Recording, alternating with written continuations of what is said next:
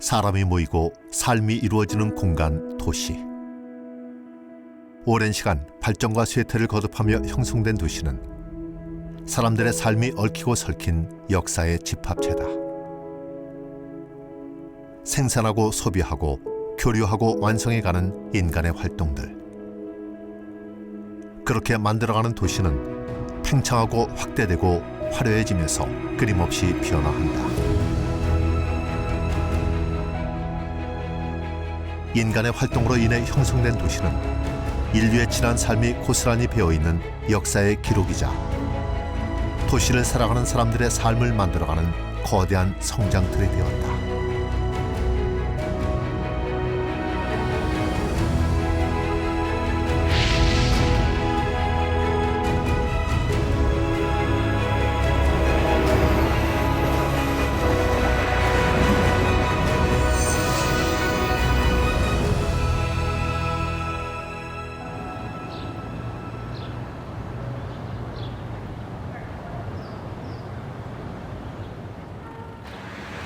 도시의 아침, 또 하루의 역사가 시작된다.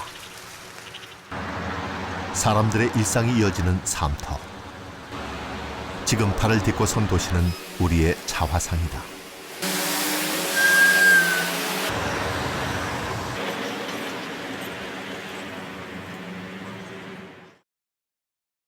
한반도의 역사 이래 가장 빠른 시간 안에 거대한 도시로 성장한 대전. 대부분의 도시와는 사뭇 다른 발전사를 지닌 대전의 시작에는 철도가 자리하고 있다. 길어야 100년도 되지 않는 짧은 역사 속에 묻혀있는 우리의 기억. 그 이전의 대전은 어떤 모습이었을까?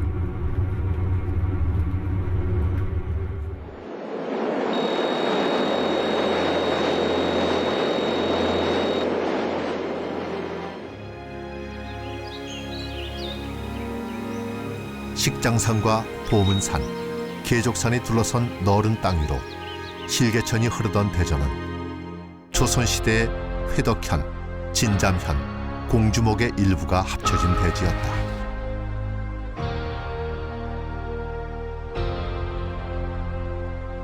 (15세기) 동국여지 승람에는 대전천이라는 지명이 처음 등장하게 되는데, 대전은 너른 들판을 뜻하는 한밭을 한자로 표기한 것이다.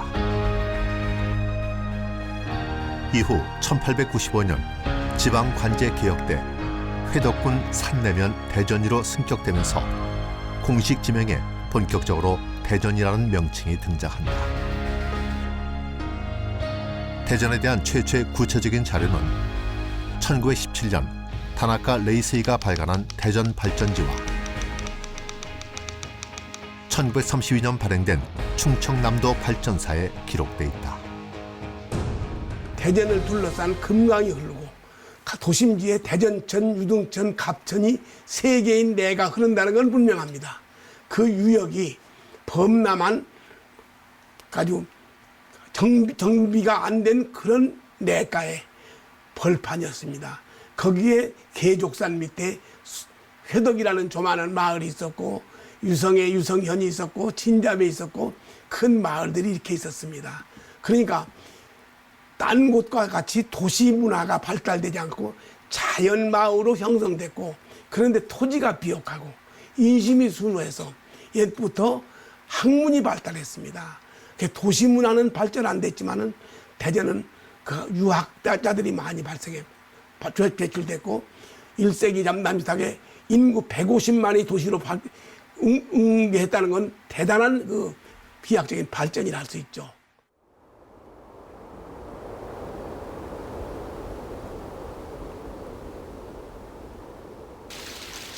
그 당시의 모습이 어떠했는지 알 수 없지만 일부 가늠할 만한 정취가 아직도 남아있다.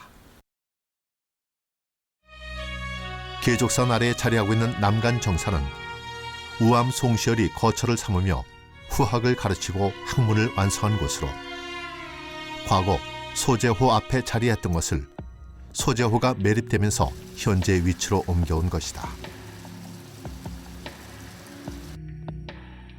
그 당시 남간 정사 앞에 자리했던 것으로 기록된 소재호는 지금 대전역 동광장 뒤쪽 소재동 지역에 위치한 호수로 축구장 7, 8개를 합친 크기의 거대한 호수였다고 전해지고 있다. 특히 아름다운 풍광이 우암 선생의 마음에도 흡족한 곳이었다고 한다. 우암송시열 스님이 쓴 팔경이라고 하는 박세당 스님이 써준 편액이 있는데요. 거기에 이제 이 지역의 가장 아름다운 풍경 8개를 꼽았습니다. 그 중에 하나가 소재호의 연캐는 풍경이 우암 스님 보시기에는 가장 아름다운 것 중에 하나다 이렇게 쓰셨는데 당시 사진들에 남아있는 거 봐도 실제로 연꽃이 많았던 것 같습니다. 인적이 드물어 조용하고 한적하지만 수려한 경관을 지닌 대전이 근대 도시로 발전하게 된 것은 한반도의 급격한 격동의 역사와 맥락을 함께한다. 1890년대 들어 자원 수송과 밀접한 철도 부설권을 놓고 영국과 프랑스, 미국, 일본 등이 첨예하게 대립했다. 1898년 일본이 경부선 특허권을 따내면서 1901년 서울과 부산에서 각각 기공식을 갖고 본격적인 경부선 철도 공사를 시작한다.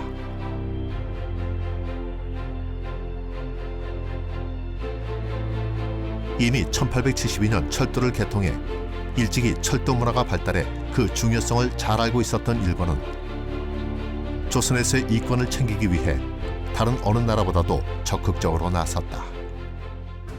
일본 국내에서는 이미 철도를 이용한 물류가 활발하게 이루어졌으니까 일본 내부에서는 철도의 그 힘을 알고 있던 거죠. 그래서 한국에 가져와서 그것을 한국에 깔면 더 자기들이 하는 경제 활동을 활발하게 할 수 있지 않을까 해서 미리 조사에 들어간 거, 그렇게 해석할 수가 있죠. 청일전쟁에서 승리한 일본은 이후 조선과 만주의 지배권을 두고 러시아와의 전쟁에 돌입하면서 군수 물자와 인력 수송을 위한 철도 건설에 더욱 열을 올렸고, 이후 철도의 도움이 컸던 이 전쟁에서 승리하면서 다른 열강들 사이에서 아시아에서의 주도권을 잡게 된다. 그만큼 조선의 철도는 일본의 대륙 진출을 위한 중요한 수단이 되었던 것이다. 항구와 대도시를 잇는 철도는 자원과 물류 이동을 위한 최적의 수단으로 상업적인 이권을 취하려는 일본이나 열강들이 눈독을 들인 것은 당연한 일이었다.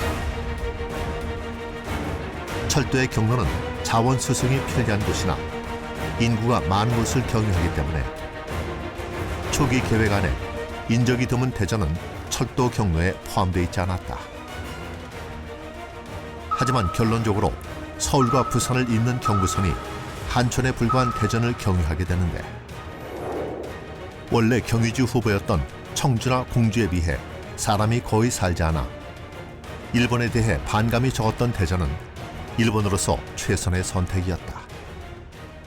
대륙 종관선인 이제 경부선이 이제 경인선 다음에 경부선이 이제 만들어지게 됩니다. 이제 그게 완성이 되게 되는 1904년 5년 경입니다. 근데 이제 종관선이 완성이 되면서 기본적으로 이제 서울에서 부산에서 이렇게 루트가 정해지는데 이제 어디를 지날 것인가 여러 가지 논의가 있었습니다. 이제 그런데 그 당시에는 이제 한밭 아무것도 없었던, 그 당시에 아시겠지만 대전은 이제 회덕과 진잠, 뭐 유성 이쪽이 이제 원래 발전돼 있었잖아요. 이쪽은 지금 대전역은 아무것도 없는 이제 허허벌판이었죠.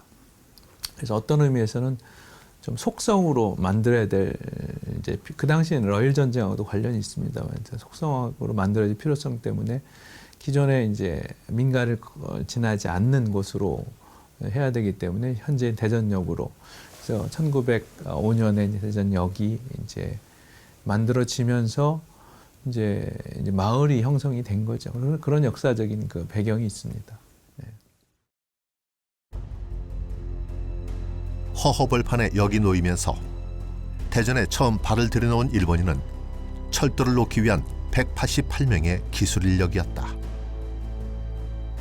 철도 공사를 위한 인력 동원이 대대적으로 일본에서 이루어진 것으로 보아 그들에게 조선은 새로운 기회의 땅으로 보였을 것이다.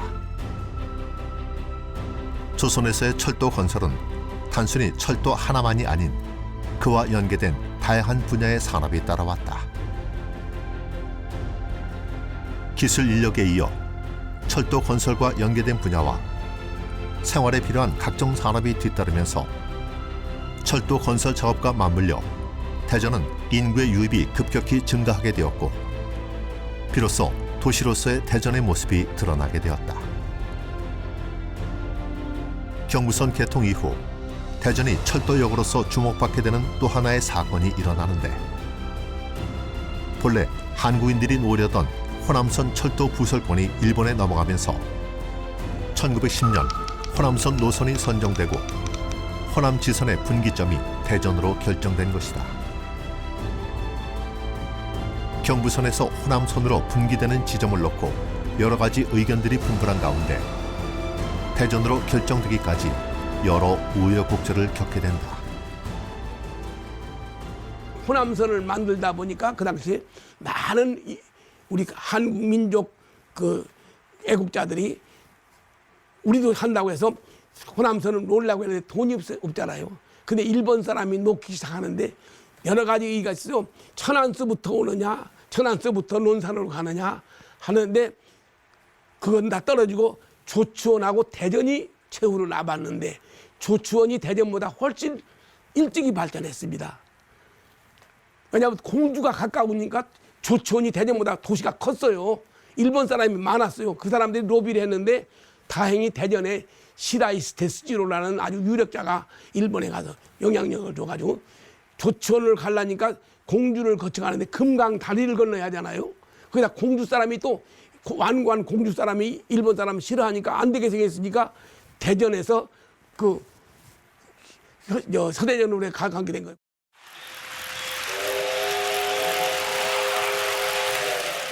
그렇게 대전은 철대에 의해 탄생된 도시가 된 것이다.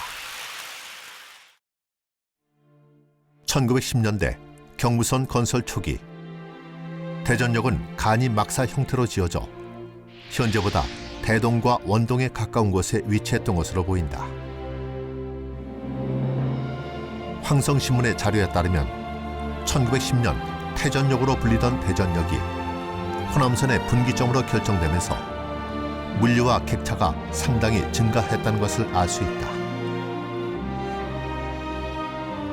1913년 호남선의 개통과 함께 역 건물을 다시 짓기로 결정되었고 1918년 그 당시까지도 태전역으로 불리던 대전역의 완공 행사 기사를 통해 150여 명이 연회를 치를 수 있는 대합실 등 대전역의 규모를 예측해 볼 수 있다. 초기 간이 막사역에서 시작되었지만 그 역할이 중요해지고 도시가 커가면서 새롭게 증축된 대전역. 대전의 관문으로서 대전역은 당시 한국에서 가장 큰 광장을 가지고 있었고 중세풍의 첨탑과 시계탑이 있는 이국적인 모습이었다.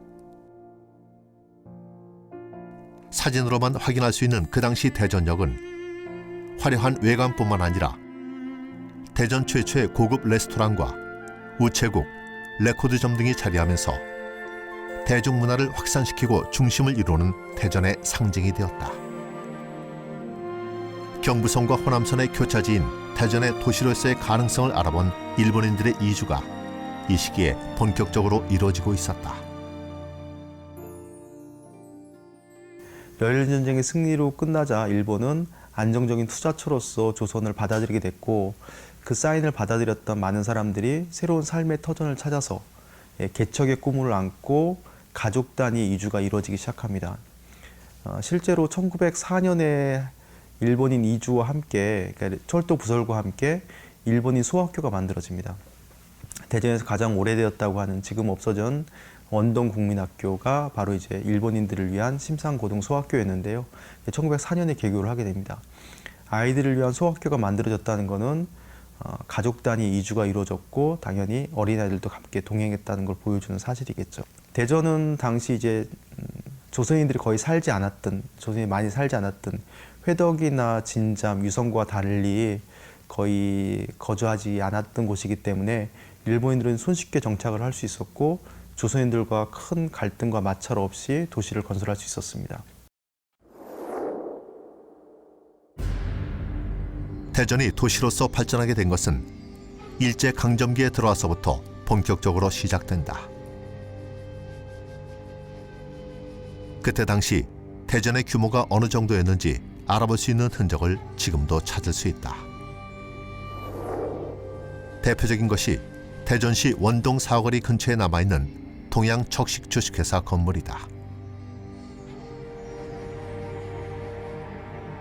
전국 9개의 동양척식주식회사 중 현재 남아있는 3개의 건물 중 하나로 대전에 위치한 동척의 역할은 충남과 수원, 충북 지역까지 관할하며 조선인의 토지를 수탈해 일본에서 모집한 이주자들에게 토지를 분할하거나 그들의 정착을 돕는 역할을 했던 곳이다.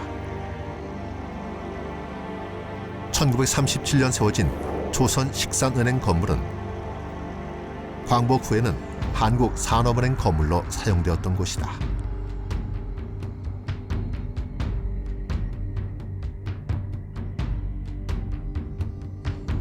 일본의 거대 자본과 산업시설이 대전에 자리 잡았다는 것은 그만큼 일본인 이주사에서 대전이 차지하는 역할이 중요했다는 것과 일본인의 이주가 활발했음을 보여준다. 초창기 대전의 모습은 철길을 따라 남북으로 길게 이어진 일자형의 도시로 점차 인구가 유입되면서 역을 중심으로 서서히 건물이 늘어서고 중동과 정동, 원동 일대에 일본인들이 밀집한 본정통, 일명 폰마치가 들어섰다. 대전에 살게 된 일본인들이 많다 보니 고향 출신들이 모여 살게 되었고 그들의 고향 지명을 붙인 거리가 생길 정도로 대전은 일본인들의 도시가 되어갔다.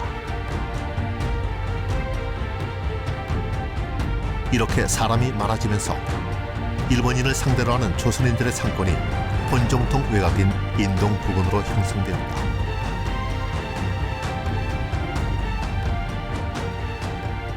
지금도 그때의 대전을 기억하는 일본인들이 있다.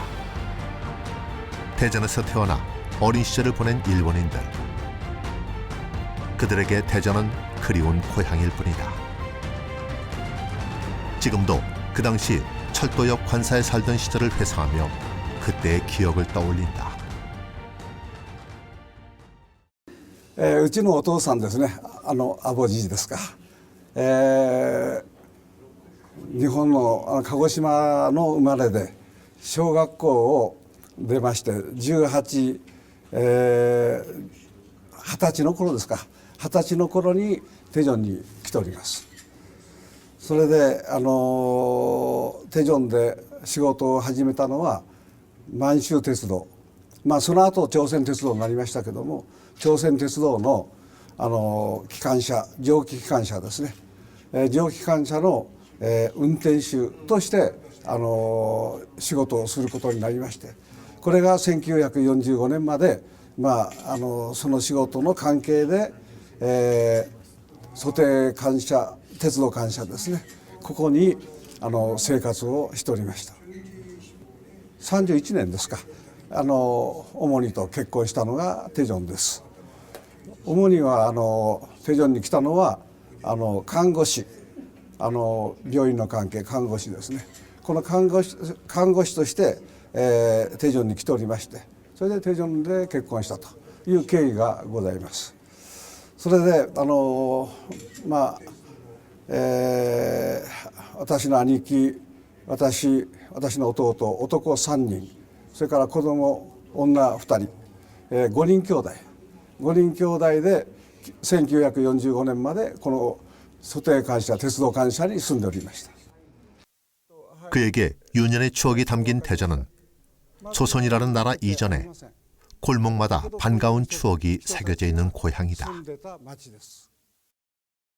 경부선 주요 경유지인 대전에 철도와 관련된 사람뿐만 아니라 일상의 생활에 필요한 부분까지 다양한 영역의 일본인 이주자들이 모여들면서 대전은 활발한 신흥도시로 변해갔고 자연히 대전의 영역이 점차 넓어져 가는데 대부분의 하천을 낀 지형이 그렇듯 대전천은 여름 우기가 되면 천이 범람해 일본인들이 모여 사는 본정통 일대는 물난리를 겪어야 했던 것이다. 이에 대대적인 하천 정비 사업이 이루어지게 되는데 범람 지역이라 지반이 약한 부분은 산을 깎아 땅을 메우면서 기존의 소재호를 메워 땅을 만들고 물길을 틀어 대전의 지도를 바꾸었다. 그렇게 대전의 상징이었던 소재호가 사라진 것이다.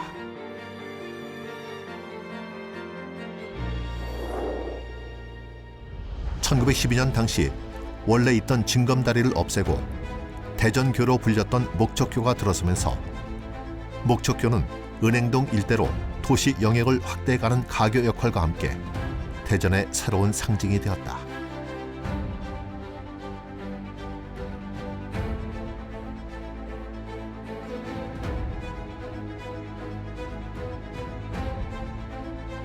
당시 대전은 충남에 속한 대전군의 위치였는데 교통과 물리의 중심지로 떠오르면서 공주에 있던 충남도청이 대전으로 이전하게 되어 대전은 도청 소재지가 되었다. 철도와 대전천을 사이에 끼고 말씀드렸던 것처럼 남북으로 도시 시가지가 초기 형성이 되다가 결정적으로 도시의 방향이 확장되는 것은 1932년에 충남도청의 이전입니다. 공주에 있던 충남도청이 대전으로 이전해 오고 그 자리가 현재 중앙로 마지막 편에 있는 선화동이었기 때문에 대전이 이제 다시 남북에서 동서로 발전하게 되는 계기가 됐고요.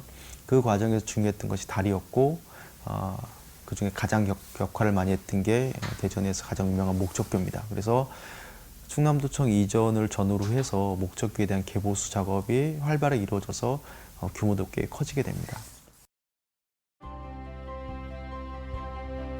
철도가 가진 이점으로 인해 충남도청이 대전군으로 이전하게 되면서 대전은 충청권의 중심으로 떠오르게 되었고 도시로서 위용을 갖추면서 빠르게 인구 밀집이 이루어졌다. 대전을 도시공학적 측면에서 보면 도청의 이전은 획기적인 전환점이 된다. 대전역을 중심으로 철로를 따라 남북으로 길게 형성되었던 중심지가 도청을 사이에 두고 동서 방향으로 개발되면서 대전은 계획도시로서 본격적으로 개발되기 시작한 것이다. 군산, 목포, 부산 등 일제강점기의 주요 도시들이 철도가 놓이고 그에 따라 계획도시로 개발되면서 근대도시로 발전했다는 공통점이 있다. 그 중에서도 대전은 처음부터 철도만을 위한 도시로 하얀 백지 위에 선을 그리듯 도시 계획이 이루어졌다. 계획도시는 아무래도 그 오래된 도시들에 비해서 도시 문제들이 간결하게 정리되어 있다는 특징을 가지고 있습니다. 옛날 도시들은 오랜 시간 동안 여러 도시 문제들이 중첩되고 또 새로운 문제를 일으키고 그래서 하나의 문제 해결을 통해서 쉽게 좋은 도시 환경으로 바뀌기 어렵습니다.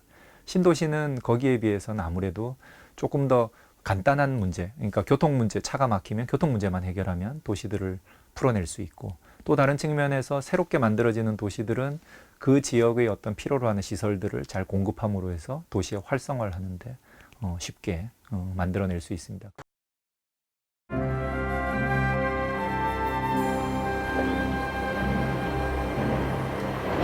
계획도시로 개발되고 확장되어가는 도시. 대전의 중심은 역이었다.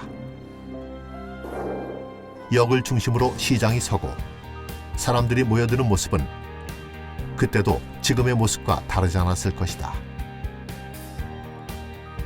현재 대전역 인근의 시장 안에는 그때 당시부터 철도공사 관할 건물 부지였던 곳이 여전히 남아있다.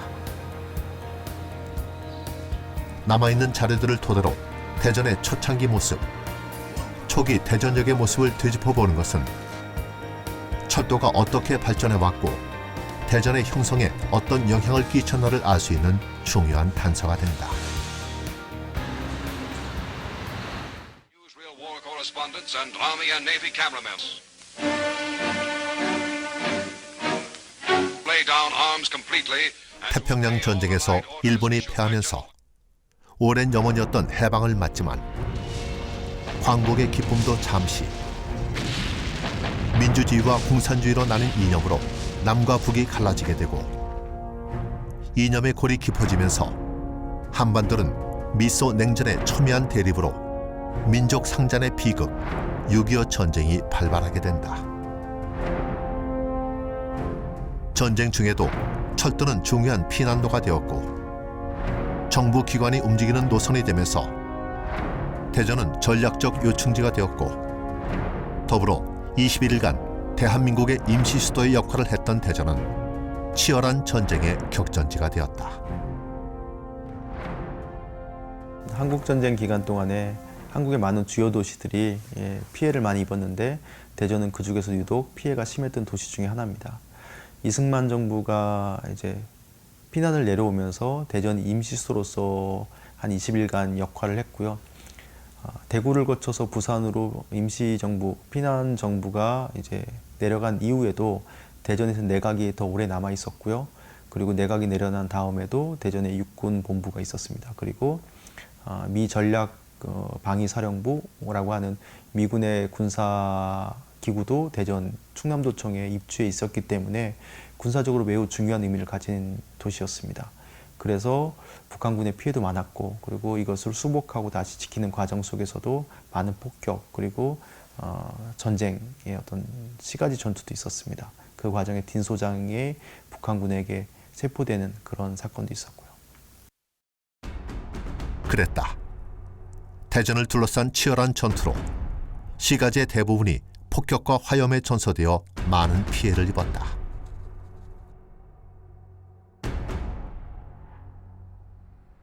이전의 모든 것이 사라져버린 폐허의 도시에서 살아남은 사람들은 굶주림과 추위에 떨며 절망과 무력감에 눈물겨운 시간을 보내야 했다.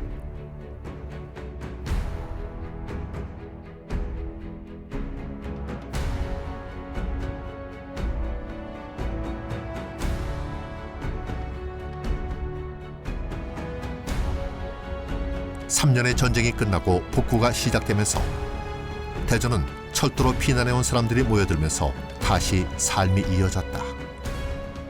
1950년도 12월에 이제 우리 피난을 하게 되는데 한경남도에 있는 사람들이 다가 흥남부도로 모였어요. 그것이 피난민이 모인 것이 한 10만이 모였어요. 그런데 거기다가 미군들이 LSD 돼가지고 이제 싣고 와야 되는데 그 사람들은 군인이니까 전쟁 무기를 다 싣고 와야 된단 말이에요. 그런데 피난민을 실으려고 그 전쟁 무기를 바다에다 버렸어요. 큰 아까운 걸 말이에요. 그리고 새 차, 좋은 차들 말이에요. 추럭을 싣고 왔다가 그 추럭들을 다 불을 질렀어요. 그리고 피난민을 싣고 왔어요. 그런데 그 배를 타려고 문은 좁지 사람은 모여들지. 그러니까 막 그냥 그 배장으로 기어 올라가는데 떨어진 사람도 있고 거기서 부모를 잃고 헤어진 사람도 있고 어떤 사람은 말이에요. 그 배를 올라가다가 자식을 놓쳤는데 신발만 잡고 애는 떨어지고 그래가지고 미군이 그 애를 데리고 왔어요. 그래 와서 거제도에 와서 다시 만나가지고 자기 자식을 찾은 이런 일도 있고 피난을 오는 도중에 말이에요. 그 뱃속에서 아기를 낳았어요. 그 아기들이 이름이 없으니까 미군이 말이 잘 안 통하잖아요. 그러니까 김치 1호, 김치 2호, 김치 3호, 김치 4호, 김치 5호까지 있어요. 그렇게 이제 참 고생하면서 그 피난민들은 대한민국에 나서 다 같이 잘 살죠. 지금 북한에 있는 사람들이 고생하는 걸 보면 가슴이 터져요. 전쟁 이후 원조 물자들이 기차를 통해 이동되면서 다른 지역보다 물자가 풍부했던 대전은 복구에 박차를 가했고 식량 원조도 원활히 이루어졌다.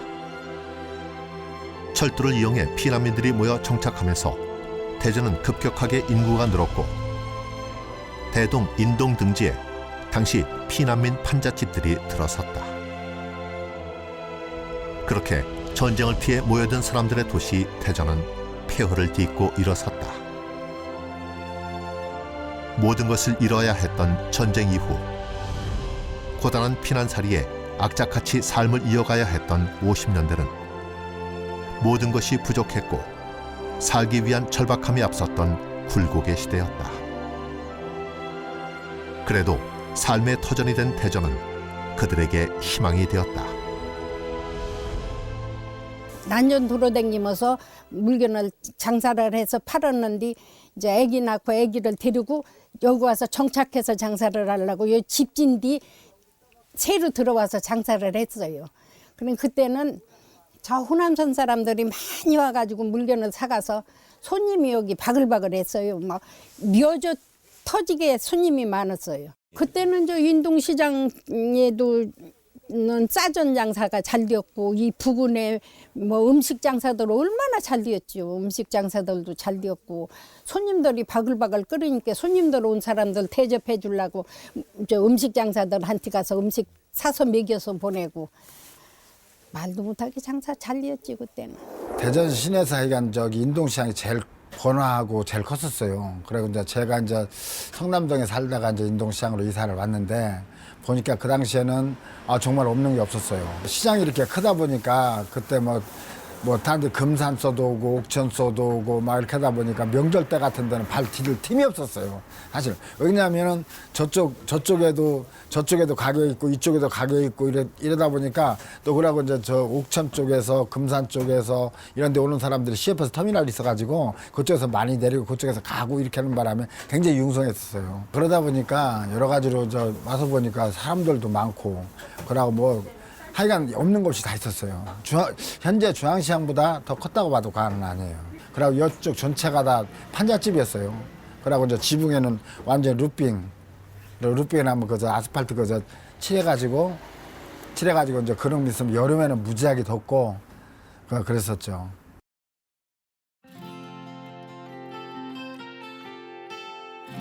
그렇게 대전을 터전으로 삼고 고향 삼아 살아가는 사람들의 삶이 이어지면서 나름의 문화들이 만들어지기 시작했다.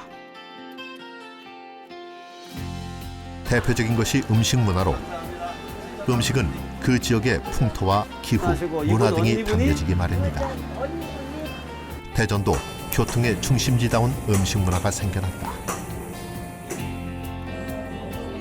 신생도시 대전을 떠올리는 뚜렷한 음식은 가락국수와 칼국수로 초창기 대전의 음식은 철도와 밀접한 관련이 있다.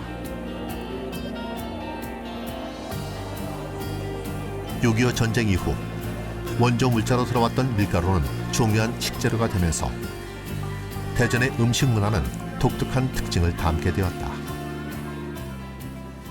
가락국수가 이렇게 유명하게 된 것은 호남선 철도일 때입니다. 서울에서 목포를 가려고 그러면은 대전까지 와서 예전에는 지금은 기관차가 객차의 양쪽에 하나씩 연결돼 가지고 곧바로 갈 수 있지만은 예전에는 우리나라가 그런 여유가 없었기 때문에 서울에서 내려오는 목포를 가려면은 대전을 들려야 했습니다. 그러면은 대전에 들어오면은 기관사가 부산역 방향이기 때문에 그 기관차를 다시 돌려가지고 목포 방향으로 가기 위해서는 한 20-30분 정도 시간 여유가 필요하고 또 목포에서 서울을 갈 경우에는 목포에서 대전의 기차가 와가지고 대전역 쪽에 있던 기관차를 뒤로 해서 서울 방향으로 하다 보니까 그 20-30분 간격을 이용해서 사람들이 역 플랫폼에 내려가지고 가락국수를 먹게 된 게 이제 대전의 가락국수가 유명하게 되었고 칼국수는 1950년도에 한국전쟁 때 이 대전에는 미군 병참기지가 이제 위치하게 되는데 거기 일하게 된 우리나라 노동자들의 그 하역 임금을 밀가루로 줬다고 합니다. 그러니까 그거 가지고 편리하게 이제 그 가락국수, 그 칼국수 같은 거를 해 먹었고 또 이 대전역 지금의 그 충남 옛 도청사 앞에는 시외버스 터미널이 있어가지고 시외버스 터미널 이용하는 사람들이 또 빨리 식사를 하고 이동을 옮겨가야 되기 때문에 그 먹기 쉬운 칼국수를 먹게 된 것이 유래가 되었다고 이렇게 전해져 내려오고 있습니다. 국토의 대동맥 경부고속도로가 개통되면서 대전은 중간 경유지가 되었고 이후 1973년 회덕을 분기점으로 호남선이 개통되면서 명실상부 대전은 철도에 이어 고속도로까지 이어지는 사통팔달 교통의 요충지이자 국토의 중심으로 떠올랐다. 정부 주도의 경제개발 계획이 이루어지던 60년대와 70년대 대한민국 경제는 전 세계가 놀랄만한 발전을 이루며 기적이라 불렸던 시대다. 그런 국가 경제 한가운데에는 묵묵히 자신들의 위치에서 삶을 지켜가는 사람들이 있었다. 어떤 사람들의 돈이 좀 생기니까 애들 대학도 보내고 좀 먹고 사는 것도 나아지고 집도 짓고 또 돈 있는 사람들 또 이사도 가고 뭐 이렇게 해서 말이에요. 경제가 좀 나아지고 살기가 좀 좋아지고 그때에 이제 애들도 크고 그러니까 이제 대학도 보내고 이제 그렇게 이제 살기가 좀 좋아졌지요. 그때는 말이에요. 물건을 여기서 생산을 못하니까 서울에서 생산을 했어요. 그럼 서울에 가서 물건을 사와요. 사가지고 여기 와서 파는데 주로 여기서 이제 옷을 좀 많이 팔고 그다음에 이제 그 쌀이 이제 대전에서는 제일 이제 인동이 이제 원조예요.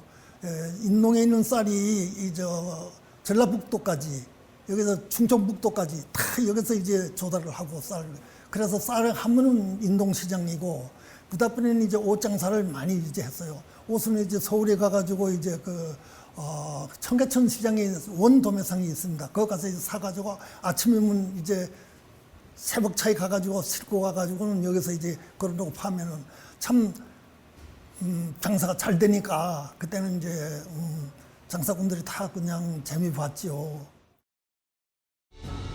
그렇게 가난을 벗어나 잘 살아보겠다는 의지의 시간들이었고 대전도 도시 기반에 필요한 기능들을 갖추고 성장의 기틀을 만들어갔던 전성기를 맞았다. 산업화가 한창이던 70년대 들어 국가적으로는 경제개발과 국토종합개발이 실시되면서 대전은 도시 이미지 형성에 중요한 계기를 맞는다. 가장 도시 이미지를 형성하는 데 큰 중요한 사건은 대덕 연구단지를 유치한 부분들이 되겠습니다.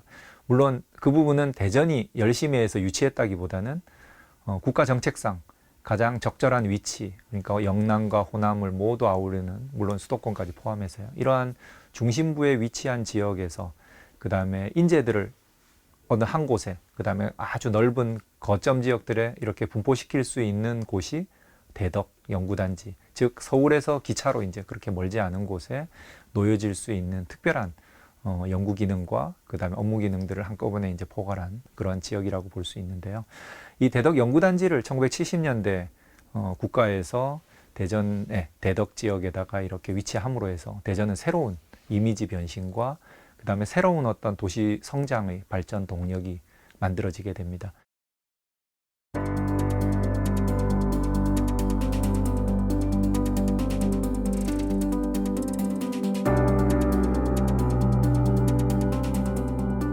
과학기술 입국을 실현하기 위해 조성된 대덕연구단지는 60여 개 연구기관과 2만여 명의 연구 인력이 결집한 연구, 교육, 문화, 주거 기능을 갖춘 과학기술 전원도시로 정부 출연기관과 민간 연구기관 등이 입주해 원천 기술 확보로 대한민국의 과학기술 수준을 높이는 데 이바지해왔다.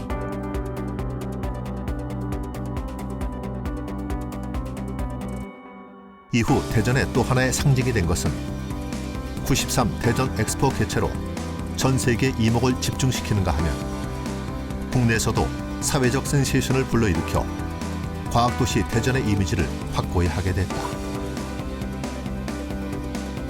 엑스포를 유치할 정도로 성장의 가도를 달리며 양적 팽창을 이룬 대전은 그 이미지에 맞는 역할을 할 만큼 성장해 있었다.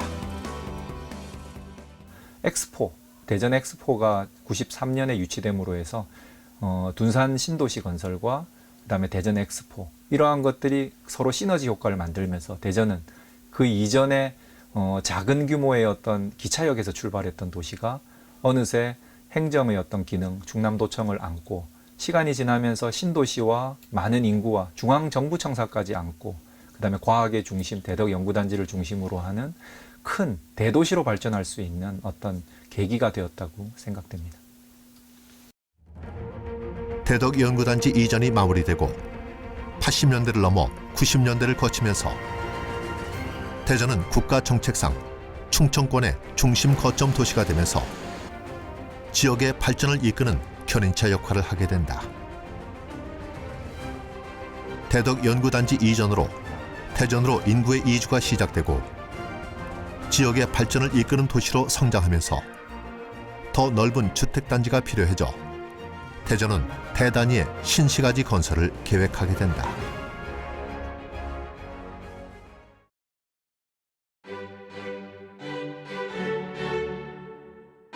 대전 둔산지구 개발은 지방에 시도된 현대적 도시로 대전의 지도를 바꾸었을 뿐만 아니라 전국 신도시 개발의 벤치마킹 대상이 될 정도로 업무와 상업이 성공적으로 배치된 곳으로 꼽힌다.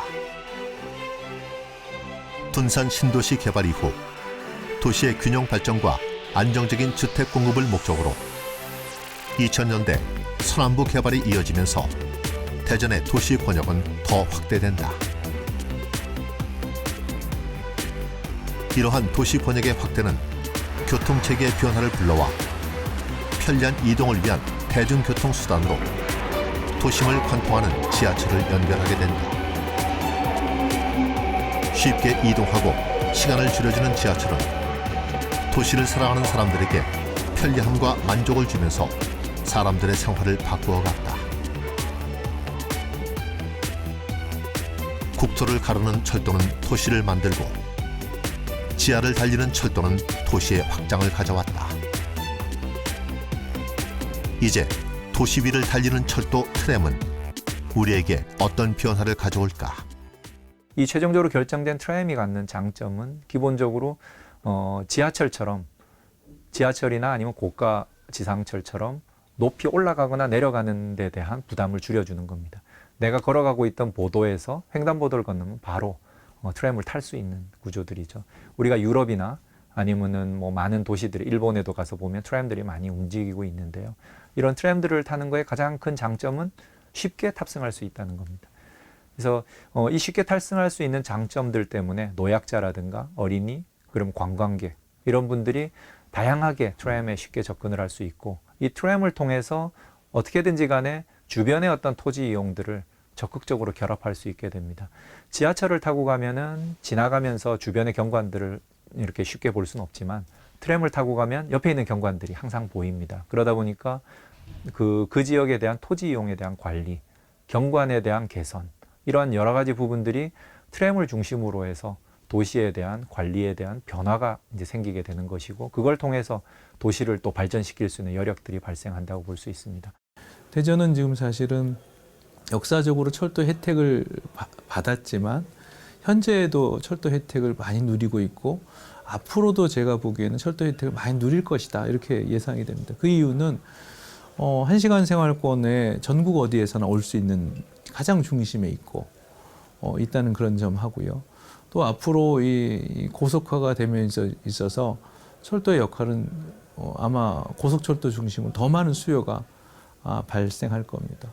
또 한 측면에서는 문화를 얘기하지 않을 수가 없습니다. 철도는 사람만을 또 물건만을 나누는 것이 아니라 철도는 문화를 나누는 것입니다. 그래서 문화를 통해서 사실은 철도에 많은 것들이 나누어지고 있고 지식이 나누어지고 또 관광이 나누어지고 관광을 또 할 수 있고 그렇기 때문에 대전이 가지고 있는 지금 초기의 철도 문화유산은 어느 지역에 못지않게 굉장히 많은 것을 갖고 있습니다. 특히 대전역 주변에 있는 문화유산은 그래서 이런 부분이 앞으로 좀 부각이 돼야 되고 또 고증이 돼야 됩니다. 원도심 개발과 함께 대전역 주변의 그 철도의 문화유산 이런 부분들은 경제적인 가치 못지않게 문화적인 가치로 굉장히 의미가 있을 것으로 생각이 됩니다.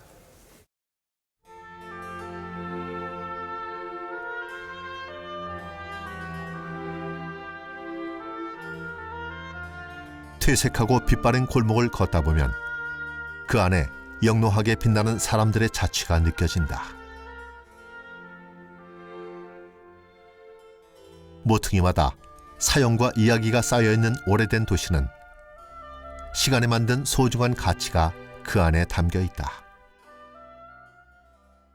대전의 경관의 역사에서 이제 소재 호수가 있었다는 그런 경관의 역사가 저한테 굉장히 매혹적으로 다가왔었습니다. 근데 안타깝게 1927년에 이제 일제가 이제 전통 말살이에서 이제 이 앞에 보이는 솔랑산 그거를 허물어서 메꾸었거든요. 그래서 이제 안타깝게도 우리 기억 속에는 이제 잊혀지고 사라진 거죠, 사실. 근데 제가 볼 때는 가장 중요한 거는 경관의 역사, 기록이 남아있기 때문에 가장 큰 기초자산이 되고요. 그 기초자산을 통해서 하나하나씩 이렇게 골조를 만드는 게 되게 중요한 것 같습니다. 근데 그 골조를 만드는 거는 문화예술계통에 있는 분들이 관심을 통해서 또 저 혼자뿐만 아니라 다른 매체에 있는 분들하고 같이 어떤 합심을 할 때 그 꽃은 피울 거라고 생각합니다.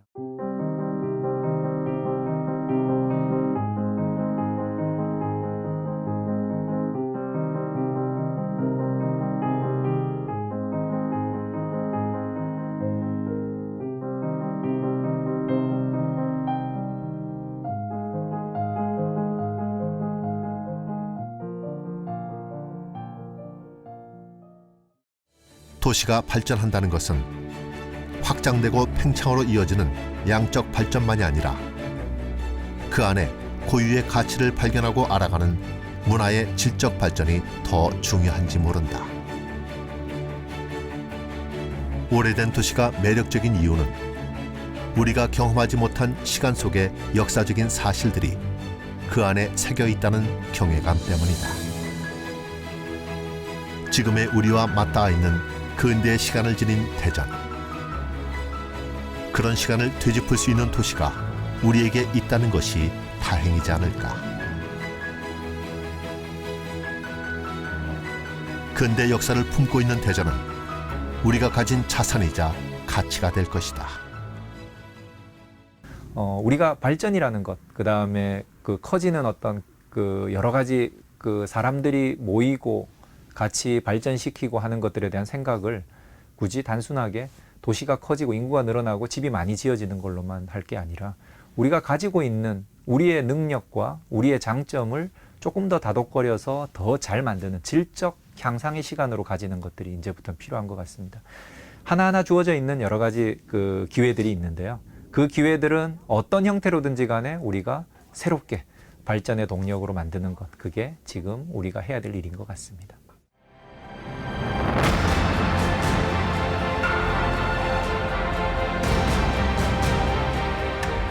기적 소리에 잠을 깬 도시 대전은 철길을 따라 만들어지고 그 길을 따라 역사의 경랑을 넘어왔다.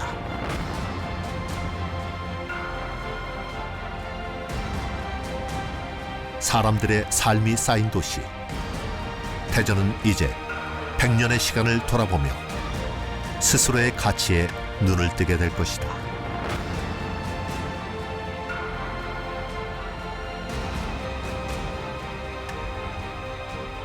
철길이 열리면서 시작된 대전. 이제까지 달려온 길보다 앞으로 달려갈 더 먼 길을 향해 다시 기적을 울린다.